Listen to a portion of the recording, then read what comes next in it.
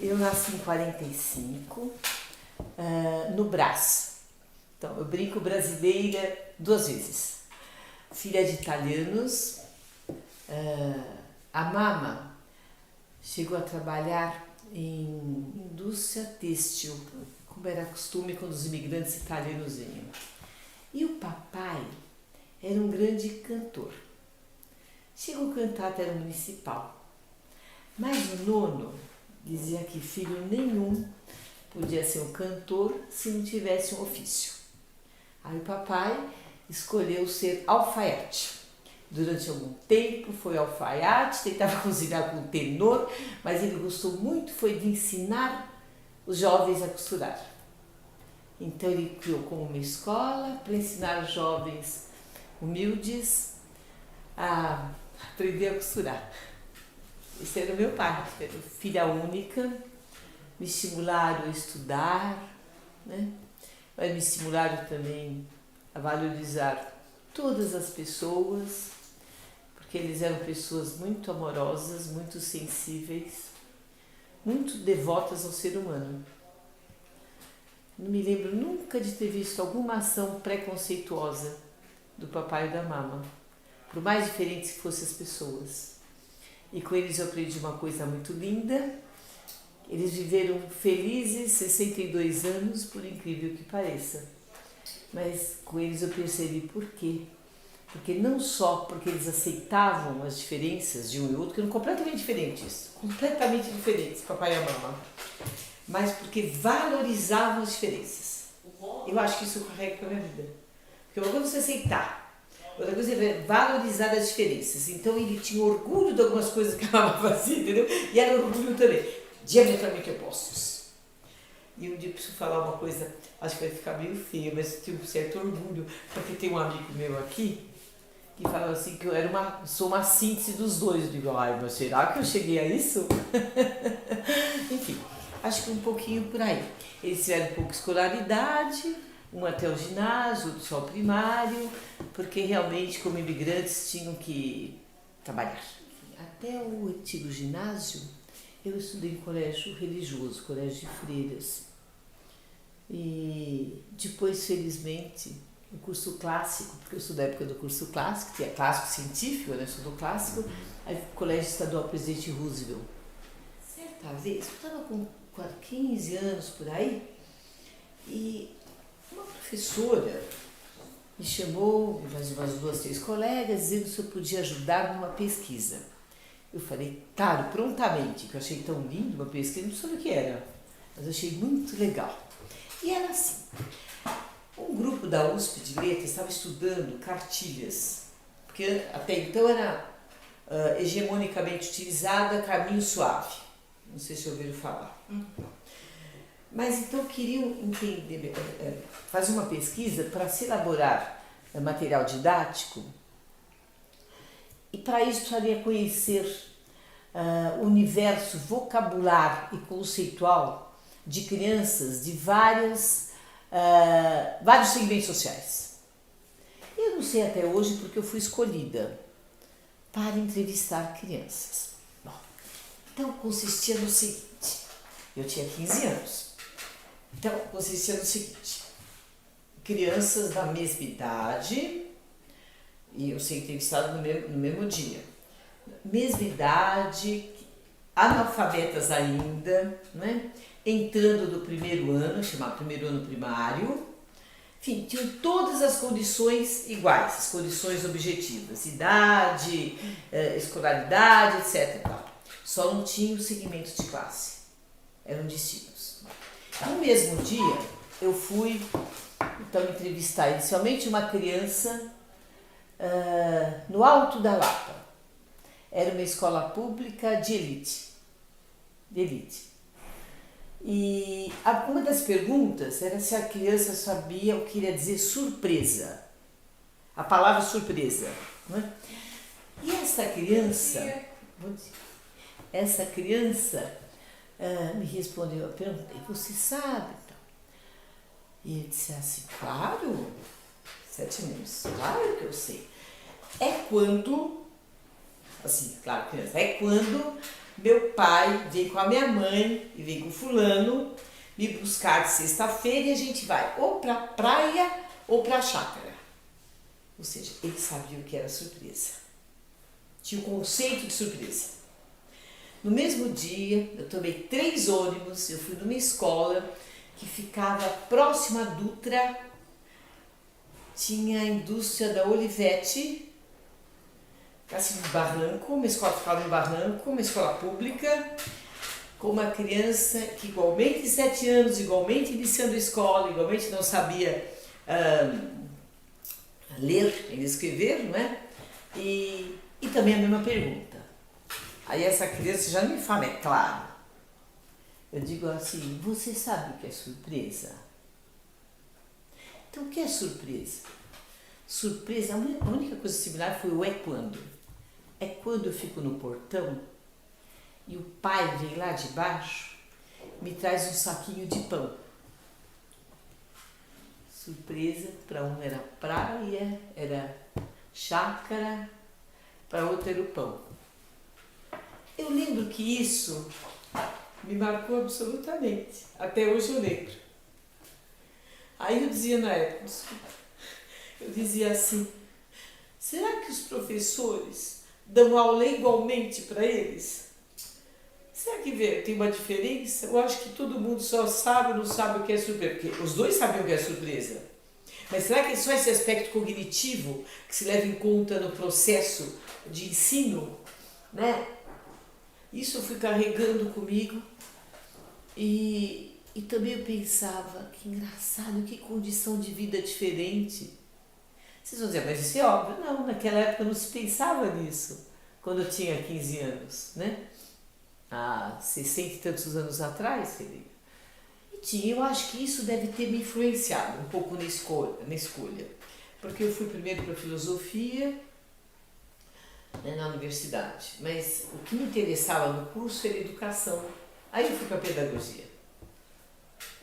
Aí fui em saúde pública, porque eu também tenho contato com isso. Veja bem, interessante, educação e saúde começam lá, eu acho, né? Enfim, e hoje eu divido as 2 áreas, né? Participo das 2 áreas de educação formal aqui nessa escola e saúde pública no Instituto de Saúde da Secretaria de Estado da Saúde, da Administração Direta do Governo, que chama Instituto de Saúde, Instituto de Pesquisa. E eu trabalho a intersecção educação, comunicação e saúde. Trabalho um pouco nessa área, né? Bem, eu era muito despolitizada com meus 15 anos. Como eu falei, eu fiquei nessa escola religiosa, parece que não tinha nenhum mundo, entendeu? Fora. Era a formação que se tinha, né? Nos inúmeros retiros, né? Enfim. E não tinha visão nenhuma. Eu tinha um estranhamento muito grande dos meus professores do Colégio Estadual Presidente Roosevelt. Eu os via ansiosos, eu via alguns parentes meus também ansiosos, né? E começava a falar que o clima do país eu não entendia direito, é verdade, sabe? Eu não tinha uma compreensão. E até que mais para frente, quando aí sim eu já estava no começo da universidade, os professores presos. Eram presos, os grandes professores nossos presos. O curso de filosofia eu quase não tive, porque a cada vez que, enfim, nós não tínhamos algumas disciplinas, né? Os nossos professores eram retirados da sala de aula, da universidade. Era isso, né? Era uma... Enfim, e o clima de tristeza, de insatisfação. Eu lembro, certa vez eu adorava a professora de latim, ela chegou na classe chorando muito. Foi quando foi deflagrado o golpe mesmo, né, Fernanda? Ela chorava e ela era muito discreta. Naquela época os professores não se mostravam tanto, né, mas muito discreta. Mas daí eu vi também o professor de filosofia, José Eduardo Rodrigues Villa-Lobos, com um ar, sabe, de uma tristeza, de uma revolta. Aí eu fui entendendo, fui buscando para entender as reações emocionais, afetivas, assim, dos meus educadores e dos meus professores, filhão. Mas eu lembro também os alunos mais velhos, o medo que pairava. Não sei se eu pudesse reduzir, assim, sabe, um sentimento. Talvez eu escolhesse a palavra medo, temor. Talvez eu escolhesse essa, para resumir, né, o que foi aquele momento. Eu acho que sim. Bom, esses professores eram isto. Aliás, quando nós éramos depois elucidados, né, do que estava se tratando, acho que sim. Todos os nossos professores, eles nunca deixaram de resistir. Né? Nunca. Lá, tanto é que eu busquei aqui também, né? Uma equipe tem isso em comum. Uma resistência ao sistema. Uma resistência ao sistema. E a gente tinha muita discussão no Grêmio também, né? Quer dizer, no centro acadêmico. Era um espaço de politização. Mas aos professores também, nunca doutrinação. Politização. Consciência. Muito estudo. Saber o que se tratava. Tanto é que na época a gente tinha que depois virou jargão. Virou um clichê, mas que não é. É muito sério isso. Conhecer, posicionar-se para transformar. Então, o conhecimento era a grande chave para nós. Para pensar em que, veja, instrumentalizar a crítica, senão iam ser todos palpiteiros. Éramos críticos e não palpiteiros, né? Seu conhecimento se dá palpite, qualquer um pode dar palpite, mas era conhecer solidamente e para se posicionar frente a isso, criticar, poder transformar. Esse era o nosso lema, vou dizer assim, né, filhinha? Por isso éramos muito estudiosos. Tinha que ser, né, filho, para conhecer, não é? Tinha que ser. E também bons ouvintes e bons interlocutores. Nós não éramos ouvintes no sentido passivo. Eu vejo, tanto com os professores como com os colegas, interlocução, encontro de interlocutores. Não era que um falava, outro ouvia. Eu ia para o terceiro ano da faculdade e eu queria trabalhar para ajudar meus pais. Porque eu queria comprar os livros eram muito caros, né, da filosofia. Eram livros todos franceses, né, filha? Aí eu na livraria francesa, linda, e eram caros. O papai continuava dando as aulas para os pobres de alfaiataria. Era um grande alfaiate, mas que daí... Enfim, ele continuava com essa opção para os oprimidos e os pobres. Daí eu queria ajudar. Aí eu queria aula de francês. Eu falei, eu sei muito francês, porque a escola clássica formava muito bem francês. Mas eu não tenho diploma, não tenho nada de fazer filosofia. Estou no meio, estava terceiro de filosofia, primeiro de pedagogia. Uma prova. Era um lugar que estava 1 ano e meio sem professor de francês, numa periferia de São Paulo, Zona Norte. Nessa escola, se a gente fosse aprovado na prova de francês, né, para o nível, você poderia dar aulas. E eu tinha estudado francês, eu nunca fiz curso à parte, mas eu sabia muito assim, a necessidade do professor, enfim. Comecei a lecionar francês, aí tem detalhes que aí um dia para os dois, porque tem muitos detalhes também, nesse início de ensino aí, né? Que meus alunos estavam 1 ano e meio sem ter aula, eles adoravam esse momento, né? Curso noturno, eles achavam o máximo não ter aula. Aí aparece alguém para dar aula de francês, primeiro dia que eu entrei, eles apagaram as luzes do corredor. De repente eu vejo uma caveira vindo para o meu lado. Eles pegaram o esqueleto da aula de ciências e ficaram assim no corredor, e eu gritei e fugi. Quer dizer, esse primeiro dia de aula. E por aí outras coisas. Aí eu dizia assim, meu Deus, eu tenho que fazer uma coisa que é assim. Como chamar a atenção dele? O francês chama faites attention para o aluno. Como chama a atenção? Uma coisa importante chamar a atenção. Como será a atenção? Na época tinha uma música francesa que fazia um sucesso. Acho que era Alain Barrère, Alain de... não sei. Alain, o pronome era Alain. E eu fiquei desesperada e falei, eu já sei, eu vou chegar, porque eles têm que me ouvir. Cheguei na sala de aula, olhei para eles e comecei a cantar. E ele assim, se naquela época se assustaram.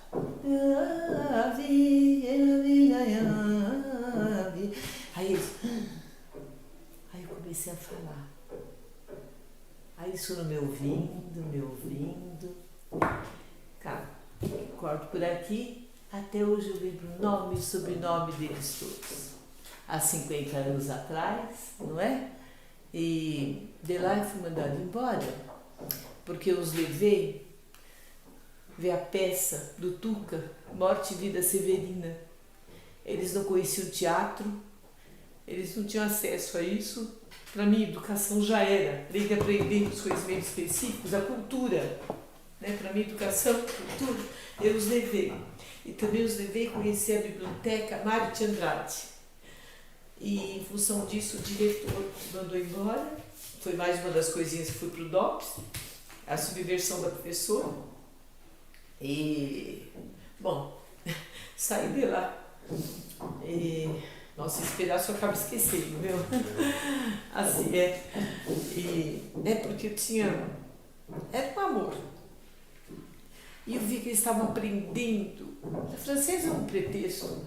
Aprendendo, se desenvolvendo, começando a ler. Eu lembro quando eles viram a biblioteca Mário de Andrade, eles ficaram surpresos, eles ficaram felizes. Nunca me esqueço, foi no dia 20 de agosto de 66 que eu fui com eles lá. E eles olhavam aquilo, professora, enfim, era uma beleza. Né? Eles tendo acesso àquilo que eles têm direito. Direito, absolutamente direito. Bom, aí... Lembro que falava para eles, naquele verso do Mário Quintana, ele dizia assim, ó, os livros não vão mudar o mundo. Quem muda o mundo são as pessoas, mas os livros mudam as pessoas. Né? Pronto. Aí me mandaram embora e fiquei com tristeza, felizmente. Isso, as pessoas sabem o que acontece comigo, ginásio estadual Ginásio Estadual Pluricurricular Experimental Dr. Edmundo de Carvalho, que era chamado GEP, ou então pela população experimental da Lapa. Uma grande experiência educacional, Eu escolhi, então assim, tínhamos duas frentes, uma com uma classe média intelectualizada, assim como os pais aqui da escola, e a outra com alunos que equivocadamente eram chamados de culturalmente carentes e também alunos que, embora não tivessem essa cultura de carência, eram alunos que tinham sido reprovados nas escolas e não eram aceitos em nenhum lugar. Então a gente recebia os rejeitados. Nossa, era uma escola, nunca a palavra não existia, inclusão. É porque ele veio do Nordeste, com dificuldade, nunca estudou lá, queria estudar. Era aquele que tinha filho, sei lá, de escatamáquia, mas que tinha reprovado 2 vezes, as escolas não aceitavam. Enfim, os rejeitados no sistema, essa unidade a gente participava da coordenação, sob assim, a batuta do José Carlos Ibânio, grande educador, que está por aí. Claro, felizmente está por aí produzindo muita teoria, muita literatura em educação. José Carlos Ibânio, a quem devo muita tenho uma gratidão profunda por ter me recebido naquela escola. Essa escola foi uma beleza, assim, o que eu aprendi foi demais nessa escola. Eu aprendi muito sobre o objeto de trabalho do educador, que é o processo de ensino-aprendizagem. A gente sabe pouco de aprendizagem. E esse é o objeto de trabalho nosso. Não é a matéria que eu leciono, não é geografia, não é história, não é. O que eu trabalho, todos nós, é aprendizagem. Isso que tem uma diferença entre historiador, por exemplo, professor de história, entre o enfermeiro e a professora de enfermagem. Está no objeto. Lá eu aprendi muito. Parece uma bobagem. Todos podemos aprender e que aprendemos de formas diferentes. Eu não vi nos manuais, que hoje está tudo escrito. Eu vi lá. Se vocês permitem, eu gostaria de escrever um caso. Um dos alunos que eu recebi, Zé Cordeiro. Ele estava vindo do interior de Rio Grande do Norte, Mossoró. Era um moço de 17 anos que queria muito estudar. Ele me procurou porque algum conterrâneo já tinha passado por lá e ele era completamente gago. Eu ouvia com muita dificuldade o que ele falava. Mas eu percebi, embora não entendesse nada de gagueira, que era alguma coisa mais emocional. Sabe, ele estava envergonhado, ele estava amedrontado, chegando em São Paulo, lá do interior de Mossoró, vindo morar ali perto de Barra Funda. Tinha várias moradias coletivas por ali, filhinha, sabe? Não eram bem pensõezinhas, pensionatos. Ele foi lá, quer dizer, vida diferente, estado diferente, lugar tudo diferente. Mas eu vi que tinha uma profunda vontade de estudar. Aí ele passou pelo nosso curso de alfabetização e aí veio para o antigo ginásio. E aí, os professores diziam para mim, Sônia, não exagera, não é todo mundo também que a gente vai dar conta. Olha, esse aí tem dificuldade. Tinha um professor que falou até uma coisa muito feia, diz assim, para esse aí, 1 mais 1 é alta abstração. Eu achei o máximo. Bom, enfim, quis fazer uma brincadeira. Aí um dia, que eu aprendi tanto no objeto, tanto, nossa, e aqueles professores também. Um professor de matemática fazia um tipo de uma gincana, só para dar um pouco de lúdico, porque o país estava muito mal, né? Assim, essa coisa opressiva, né, filha? E tudo estava muito ruim, e a gente com muito medo, enfim. Aí ele fez alguma coisa para ser um pouco mais lúdica, não a competição propriamente dita, mas acabou sendo competição. Sabe, foi o mesmo exercício para 2 alunos, quem resolvia, os outros ficavam torcendo um bocadinho, quando aluno adulto, os adultos torciam muito, enfim. E esse menino, esse rapaz de 17 anos, que tinha sido trabalhador desde os 12 com areia, com sal, salinas, que chama? Salinas.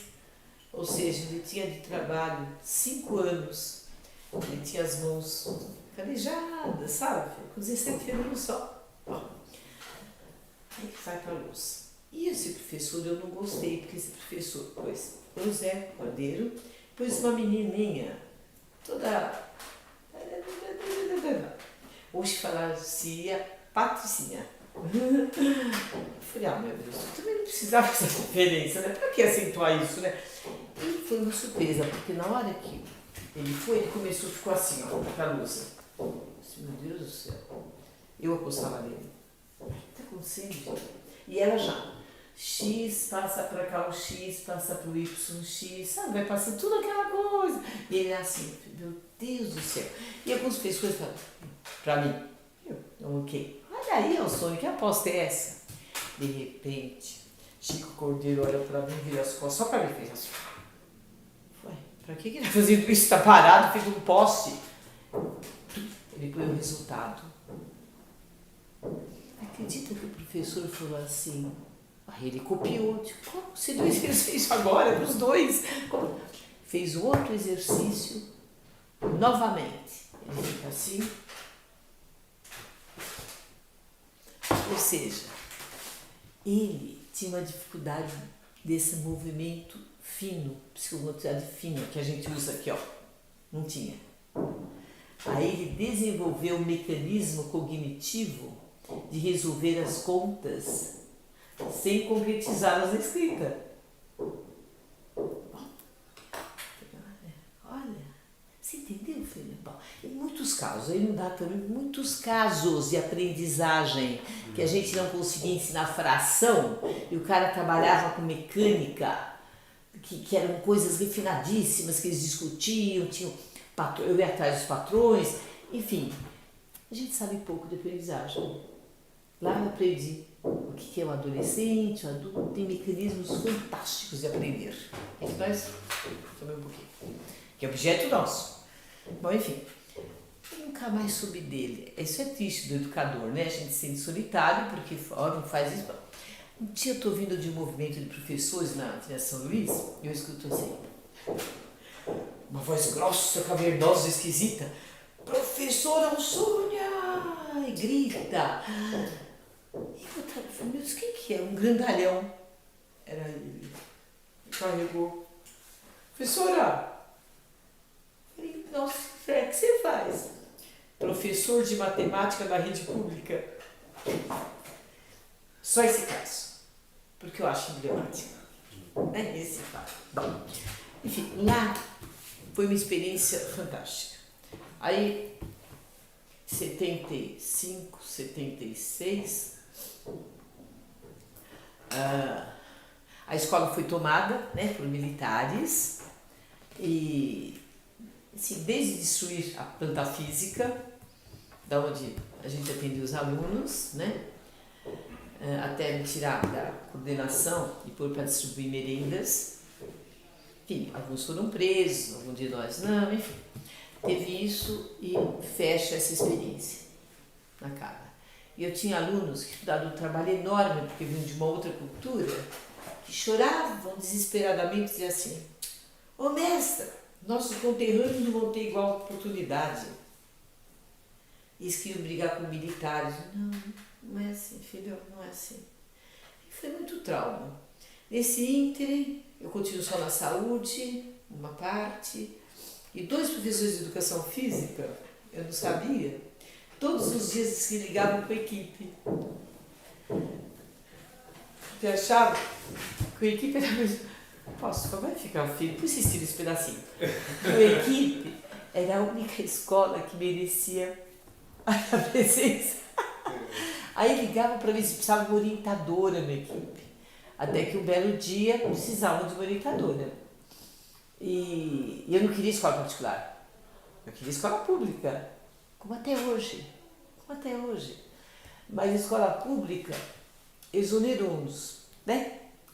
Não aceitavam. E então a equipe foi a única escola que abriu as portas para nós do experimental e do vocacional. Um processo seletivo, exigente, mas foi o único, porque tinha propostas similares e era uma escola de resistência. Né? Quer dizer, aí que está eu acho que a aproximação. Né? Então, lembro também, lá o desafio foi de culturas diferentes, enfim. E aqui, grande desafio meu, em 77, não, aqui em 78, né, com a anistia, vieram alunos de vários países do mundo e que a equipe abriu as portas para todos eles. Filhos de intelectuais, de jornalistas, cineastas, psicólogos, né, políticos, enfim. Abriu a porta para todos. E muitos deles, crianças ou adolescentes, tinham passado por inúmeras escolas. Inúmeras. Porque cada país tinha um golpe, a família ia para outro país, e no outro país, noutra escola. Então eram crianças que tinham dificuldades e não sabiam o que era um currículo, o que era uma escola. Eles não tinham ideia dos objetos educacionais. Temos livros para continuar, temos cadernos, tem professores da mesma disciplina, sabe? A cultura escolar eles não tinham. E alguns com muita dificuldade de estabelecer vínculos. Porque cada vez que estavam estabelecendo um vínculo, ia para outro lugar, ia para outro lugar. Aqui então foi muito. Esse foi meu grande desafio aqui, no colégio equipe. Acho que o maior desafio, lá nesse sentido, né, dessas culturas, enfim, que eu não contei para vocês, mas parcialmente. E aqui eu acho que um dos grandes desafios foi isto. Como educar, como que eles podem perceber o que é uma cultura escolar, que é um grande aprendizado. Um grande aprendizado, né? Bom, essa escola, então, me recebeu. E é uma escola, claro que eu prezo muito, porque, lógico, só me recebeu porque os valores similares, né? Claro. Foi por aí que eu fui testada. Não foi se eu era uma grande educadora, não. Foi o que eu pensava, né? Perfeitamente nessa mesa aqui que eu falei para vocês. Professor Maurício, professor Rubens, me entrevistando. E eu lembro que as minhas respostas, eles ficavam assim. Quase, eu saí quase achando que eu estava aprovada.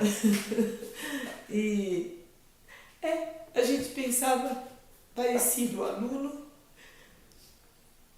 o ser humano, a relação da nossa ação com essa sociedade, que projeto social a gente tinha, que valores a gente elegia ao sermos educadores, né? O que sustenta a nossa ação. Acho que por isso que eu fui aceita. Aí assumi aqui, trabalhei como orientadora pedagógica educacional um bom tempo. Depois houve uma possibilidade de eu retornar para a saúde. Aí queria conciliar essas duas áreas, a saúde e a educação. Então daí fiquei mais na direção, né? Quer dizer, no sentido de garantir que o Colégio Equipe tenha uma filosofia de educação, não seja uma colcha de retalhos e tal. Sou muito grata aos colegas, a vocês pais, vocês me alimentam, a continuação dessa trajetória, que foi uma escolha, desde o começo. Nunca achei por acaso, sabe essa coisa? Por acaso eu vim para a educação. Não, intencionalmente eu vim para a educação.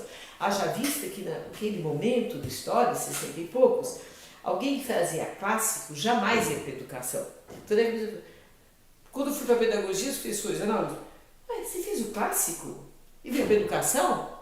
Porque era comum quem teria feito normal, chamava curso normal, que formava professores, né? Sim, mas quando eu falei essa passagem, eu gostei muito, porque quando eu fiquei sabendo que tinha um pós-graduação, eu coordenei um dos primeiro congresso que teve de pedagogia na cidade universitária, eu fui uma das coordenadoras do pós-graduação. E aí, eu descobri ali que havia um curso recém-criado na USP, na saúde pública, sobre educação e saúde. Eu falei, nossa, as áreas que me interessam. Ou seja, articular aprendizagem, que me é um encanto, por isso, fico fascinada com isso, alguém aprende e pode aprender, todo mundo. E também a saúde pública, que eu conhecia muito pouco, mas o suficiente para saber de uma importância incrível. Aí eu construí toda uma trajetória minha com esses pilares. Comecei a fazer pós-graduação em saúde pública. O primeiro trabalho que eu tinha que fazer 2 meses no município, tinha um trabalho prático, um estágio prático, 2 meses. Aí eu fui consistia numa coisa que eu achei meio absurda, que era assim, eu ia no interior de Araraquara, eu queria escolher outros lugares, porque eu acho que era uma coisa mais, que me interessava um pouco mais, mas ia ser muito caro. Então eu falei, não vou, filho, meu pai, para bancar o negócio, a filha já estava com 22, 23 anos, para bancar o negócio fora. O aprendizado é aqui ou é lá. Né? As pessoas estão aqui, estão lá, pronto. E o objetivo desse estágio era assim, motivar os colonos da fazenda X a construírem suas fossas. Eu falei, gente, que coisa mais pobre, que coisa mais esquisita. Eu disse, o que é isso? Para construir fossa, precisa motivar. Primeiro, ninguém motiva ninguém, pô. Motivação é sua, né, velho? Agora, que pretensão motivar colono de fazenda? Quem sou eu? Não era burguesinha, mas era, enfim, uma estudante daqui, né? Enfim. Mas daí comecei a estudar tudo de fossa. Eu sabia tudo. Eu entrevistava os engenheiros sanitaristas, o que é fossa, o que não é fossa, pode construir, não pode construir. Eu tinha mapas de fossa, eu tinha cartazes sobre fossa, tudo sobre fossa. Olha o que era a pedagogia da época, né? Em nenhum momento eu pensava, quem são essas pessoas com as quais eu vou conversar? Que é o princípio máximo da educação. Quem são eles? Quem são eles? É a pergunta magna. Quem são, o que pensam, o que sentem, como trabalham? Isso que é importante na prática educativa, que desencadeia. Imagina o que é fossa. Mas tudo de fossa. Eu tinha uma pasta vermelha, nunca me esqueço. Escrita fossa. Fui de trem para chegar mais rápido no lugar. Fossa. Cara, quando eu cheguei, tinha tinham 18 pessoas. Para mim eram senhores, mas como eu tinha 21, 22 anos, a gente nunca sabe o que é senhor. Pode ser uma miserinha de 30 e poucos anos, 40, entendeu? Bom, para mim 18. Eu acho que eu nem falei boa tarde, já comecei a falar de fossa. Eu acho que já comecei a me estender pela fossa, entendeu? Que eu achava o máximo da fossa. Um pouco envergonhada, dizia lá. Aí ninguém me olhava, filha. Sabe olhar vítreo? Vítreo. Eu falei, meu Deus. Bom, sensibilidade um pouco sempre tive.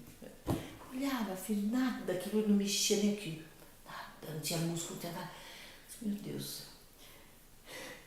A fossa, porque a fossa, e fui parando na fossa, fui ficando eu na fossa.